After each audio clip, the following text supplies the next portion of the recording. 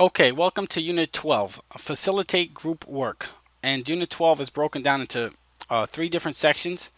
First up, use Google Docs and Drive to motivate collaboration, check contributions to group work, and more ways to use technology to facilitate student groups. So let's move forward. And the first section is going to be using Google Docs and Drive to motivate collaboration among your students. All right, we're here to facilitate group work. All right, so first off, let's talk a little bit about working together. Collaboration is a necessary 21st century skill. Okay, it's needed. It's needed in school, and it's needed when the students leave school and they have to find work and things like that. So some collaborative learning activities. Some of the benefits are that they give students ownership of their learning. Students have a voice, and it empowers students because they're all working together and they're able to speak up and things like that.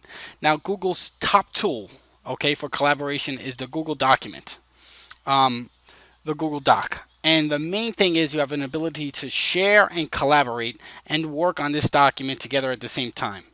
So the main tool is the Google Doc. Now let's talk about tools for teamwork. Okay, you can use Google Tools to collaborate among teachers. So within the district itself or within your school, you can use these Google Docs not just for collaboration among students, but as teachers as well. You could collaborate using the Google Docs, right? So we learn using these Google Docs and from professional development. We learn professional development strategies from our PLNs. And in case you don't remember, PLNs were discussed in Unit 2, developing your own PLN. Do you remember what that stands for? Professional Learning Network.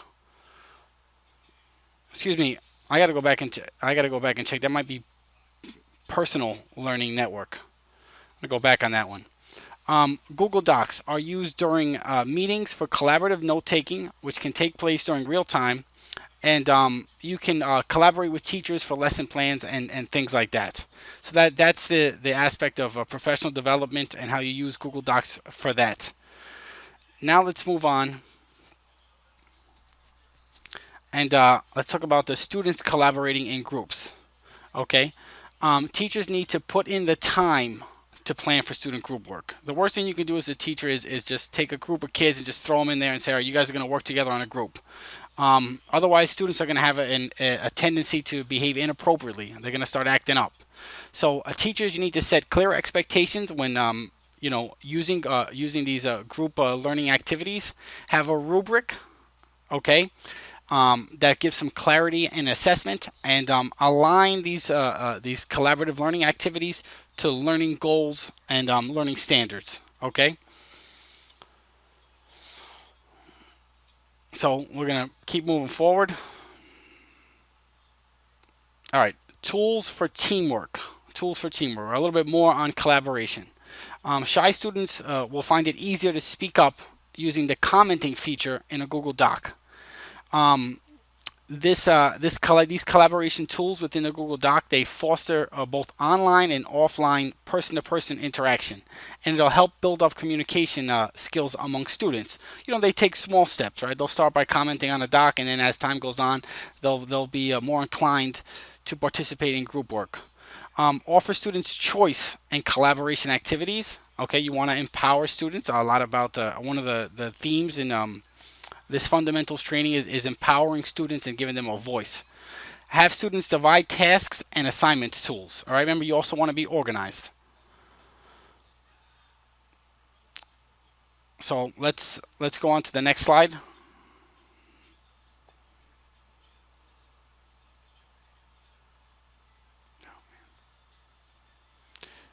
All right, meaningful and effective collaboration. Employers like individuals with communication skills, and that's what we want to build in our students.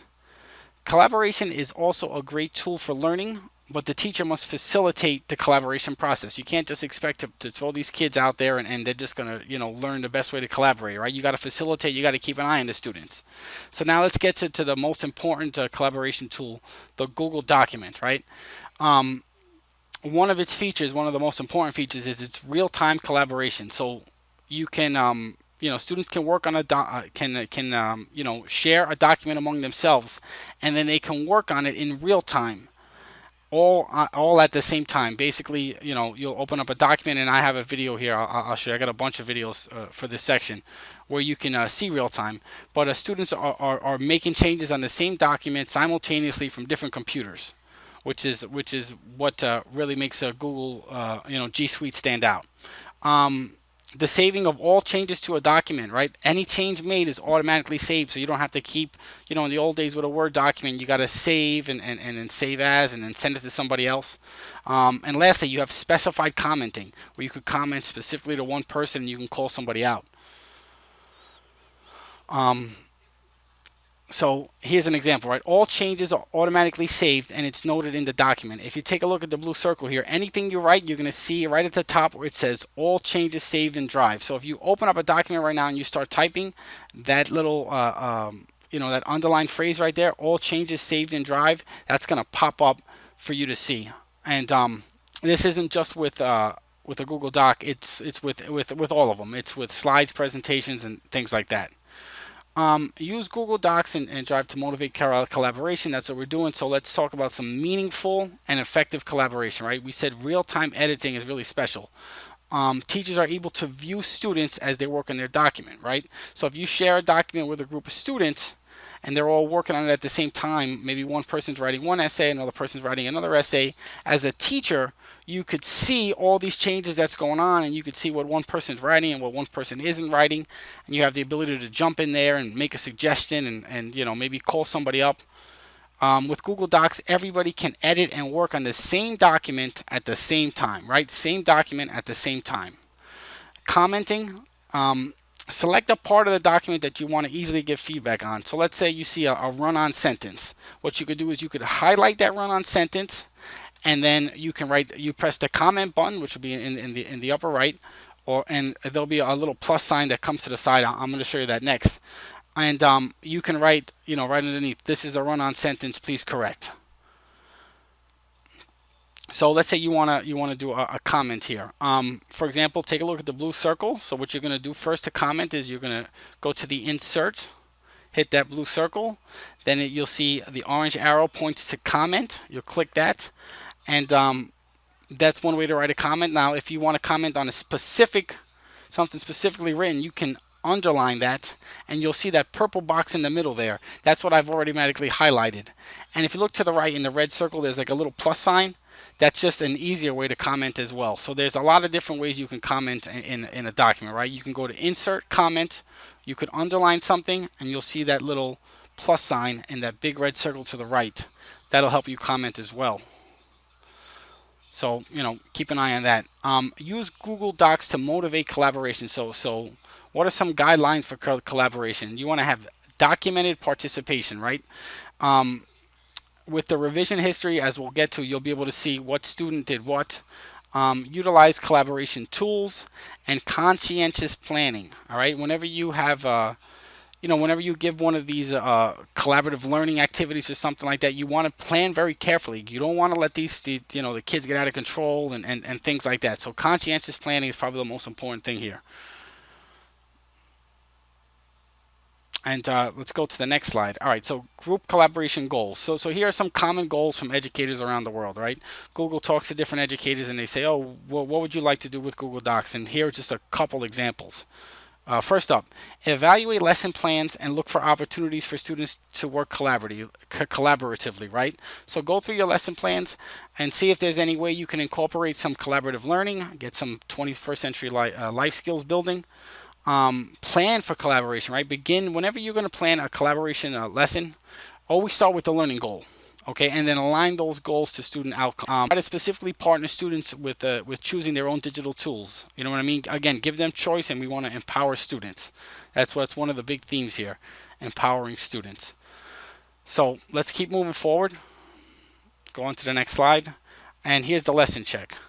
So when planning for collaborative learning experience, it's important to what? What is it important to do when planning for collaborative learning? Well, you want to align the learning goals and student outcomes.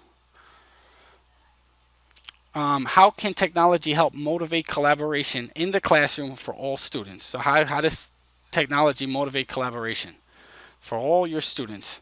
Well, one is that some students who are reluctant to speak up in class, now they found a new voice when they're given digital tools, and maybe it's easy for them to comment and blog or something else. There's a bunch of different tools, but it gives them a voice. So collaborative learning activities, which of the following apply? So let's take a look here. Well, as I said a bunch of times, they can empower students. Okay, that's one. They can give students ownership of their own learning, and it allows students and teachers to become partners in learning. Okay, it allows them to become partners in learning. Using Google Docs and Google Drive for collaborative learning gives teachers the tools to do what? Gives them the tools to do what? To facilitate collaboration. Okay, Google Docs and Google Drives is something we focused on. Monitor progress is something else. You can also check for understanding, and it can provide feedback to students. Like we said, you could highlight something and provide some feedback on that. So that was the first section of Unit 12. Let's go on to the second section. Facilitate group work. Check contributions to group work, right? So how do you check if these students actually did their work? So here are a couple of videos embedded in the PowerPoint that I have here. If you want to have access to this PowerPoint, it's in the description below. It's found on the Teachers Pay Teachers store. You can find these videos throughout the YouTube channel. These are the older ones though. So these videos are also found later in the unit, and I link the tasks to these videos. So use Google Docs to facilitate group work. What's good about Google Docs is that it keeps a named version of every change to the document, and it records who made the changes. And then teachers can see who contributed to group work. The students are identified, who's actually doing work and who actually did nothing. Okay, so it's great for accountability. Now, when a document is shared, teachers can see how a document evolved from its early draft stages. So you could see that maybe a student, does a pre-draft and there's a lot of punctuation mistakes and run-on sentences. And then as the document evolves, the student goes back, removes this, does a spell check. Teachers can see comments and peer reviews from the group. Maybe one student is giving good advice to another student, and this student's going around and really, really putting the work in and overseeing overseeing the document and make sure that it's well written. And lastly, viewing a doc is an accountability measure, right? This is what it does, right? It says the title is Check Contributions. So this Google Doc has a built-in accountability measure where you can go on revisions, and I'll show you how to do that coming up, and see who did what. So let's keep moving forward here, right? So looking back in time, see revisions made by each doc editor and the exact time that they made those revisions, right? It's not only is it going to tell you the person, it's going to tell you the time. So you have to be able to perform the following tasks. And in the PowerPoint, these are just quick links. I'll just click these here, and they will take me to my YouTube videos, and you're able to access them real quick. But like I said, you can always find them on my on one of my YouTube videos. So restore earlier versions, right? All versions are automatically saved. So maybe you're working on a document and you have version 1, 2, 3, 4, 5, 6, 6, 7, 8 different versions, whatever. And then you go back and you look and you go, you know what? I like version 3 the best. And then you can go and you can restore version 3, and that's the one you can publish. You can publish it online or turn it in for an assignment. Just one of the very useful tools. So now if you want to actually access the revision history, here's what you're going to do. You're going to click File in the top left corner by the red. Then you're going to go down and you're going to see Version History. That's circled in the blue. And from there you're going to click See Version History, which has the orange arrow. So you're going to click that. Okay, and then that'll give you all the version history. That this will pop up, and if you see by the right hand sign in blue, it says version history, and they give you all the different version histories. So now that you see them, let's say you want to restore a version. You click on the version you want in red. So if you see to the right hand side, I clicked on December 7th 6:35 p.m. right? So I clicked on that, and then it appears that version in the middle. okay, where it says Google Docs, Documents, etc., and so forth. And then if I want to restore that version, I'm going to click the Restore this version in purple in the top left hand, right at the top, and that'll restore the version that I want. So you see, it's pretty simple. Now remember, you want to ensure a student's contribution to group work. You want to make sure that they're doing their work, right? So let's see here. And give me 1 second.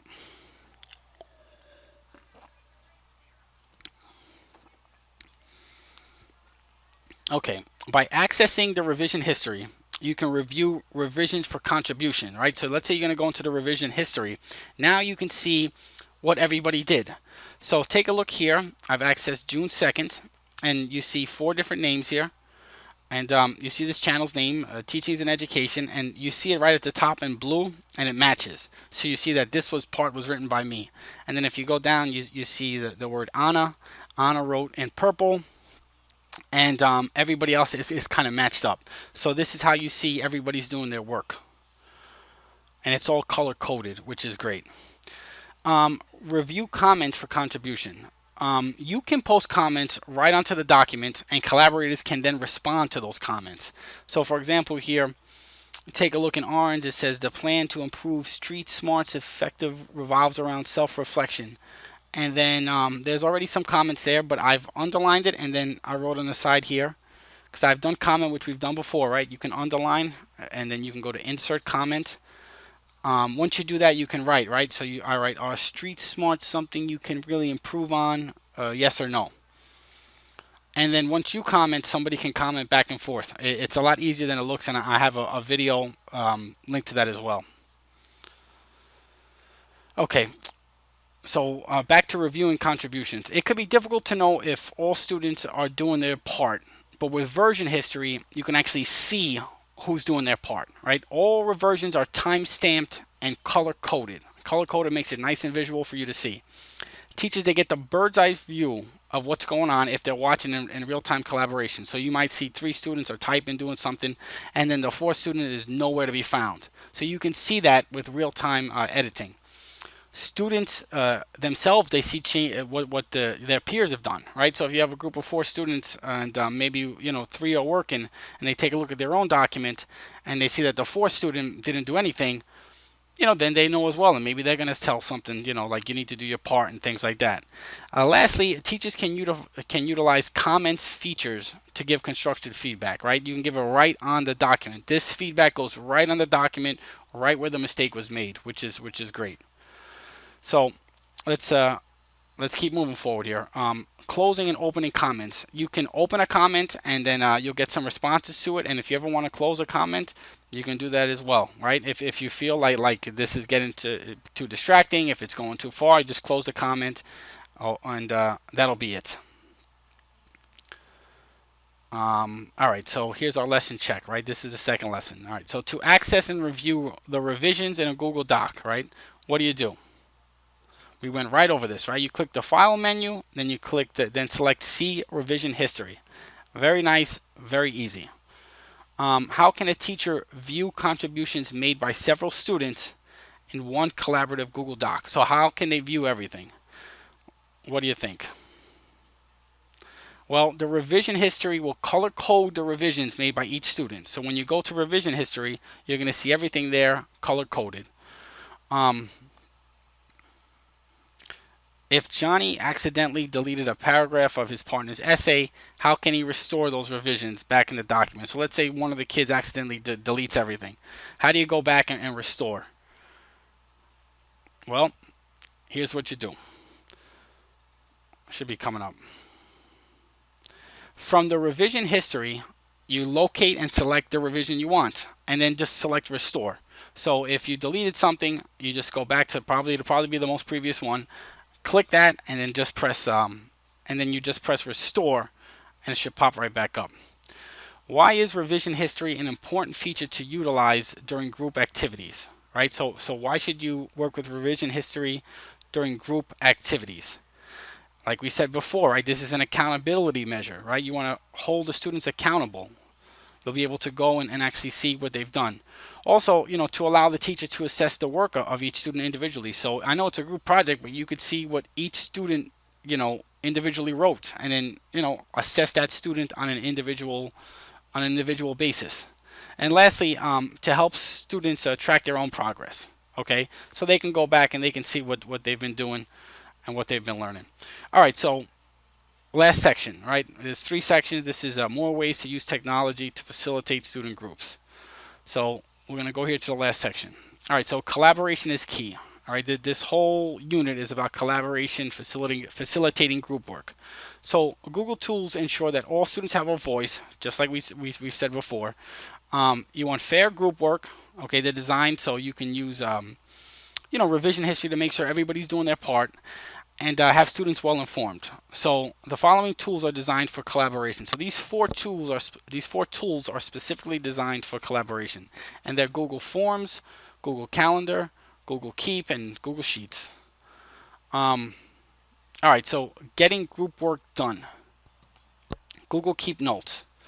It's basically just a note-taking application. It's a virtual note-taking application, right? You're going to enter the notes on a computer or a mobile device, and it doesn't matter which one because it's synced to your Google account. So whether you're using it on your computer or your cell phone, it's all going to be synced into the Google Keep Notes. And you could add collaborators to the notes if you want. So maybe if you have a group ideas, one thing I like is maybe brainstorm ideas. You can use this for, but it's also great and for creating a checklist. And I think that's what Google intended it for to-do lists. And what's nice, it has these little check boxes as well. So you can create a to-do list for individual works to be shared with the entire group.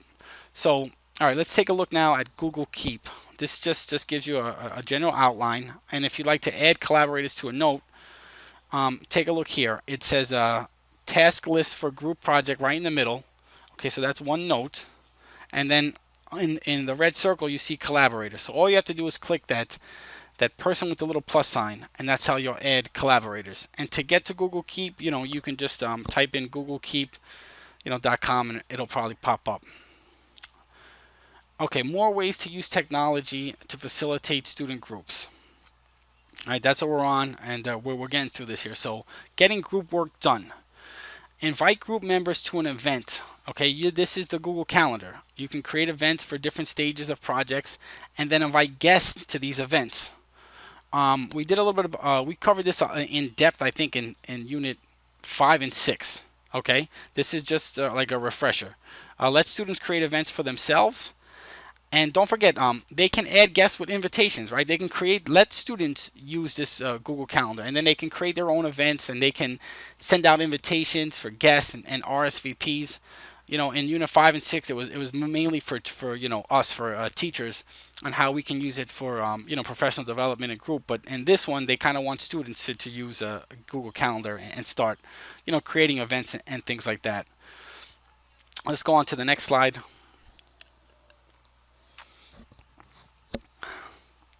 All right, getting group work done.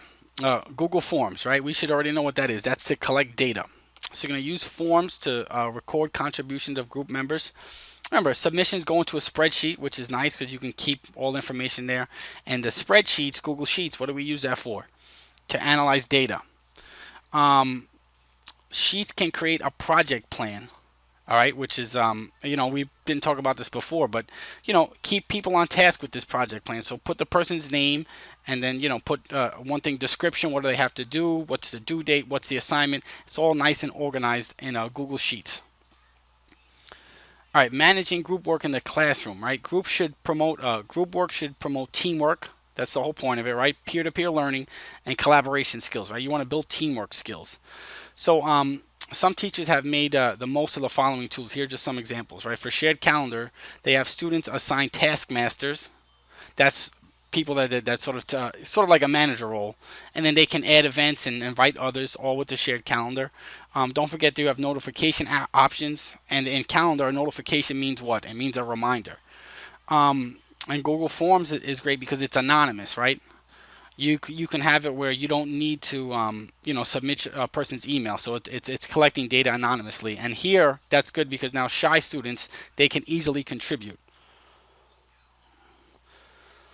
What else? Let's talk about the other tools. Google Keep. Okay, you can create shared notes for a group. like I showed you before. Create a list of recommended books.